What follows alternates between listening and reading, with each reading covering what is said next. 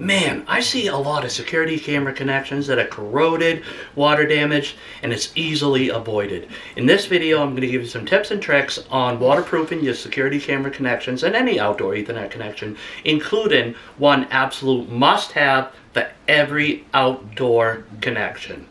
Let's get to it. In an ideal world, every connection would be inside your house, but that's not always an option. In my situation, this is an unfinished basement stairway, so I was able to drill through and put my connections inside and easily run my Cat 6 up to it. I highly recommend these camera covers for keeping the rain from directly hitting your camera. That's going to be a huge help no matter how your camera is mounted.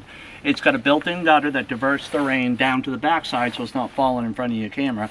As you can see, I have an overhang situation where if I didn't have this cover, the rain would come down and just beat on this camera. I think they're around $15. I'll put a link in the description down below. You can check them out.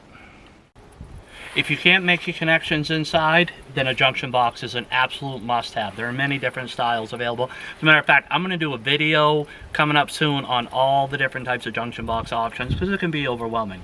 This particular junction box is a really nice universal security camera junction box. I absolutely love it. I'll drop a link in the description below. However, a junction box isn't enough.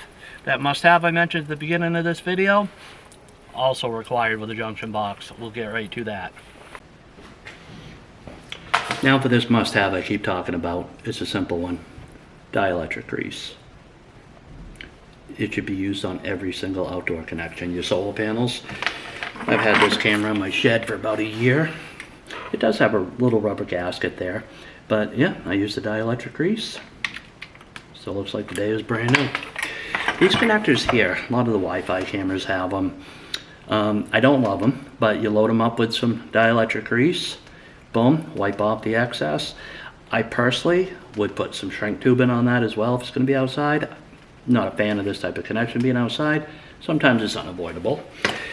A lot of cameras come with these weatherproofing connectors via Ethernet cables. They work, just not well. So if the water gets in there, it's going to stay in there and corrode this. As a matter of fact, camera manufacturers, why aren't you including a little bit of dielectric grease, like a single-use packet with every camera? It would probably save you and your customers a lot of headaches. Anyway, load it up, boom.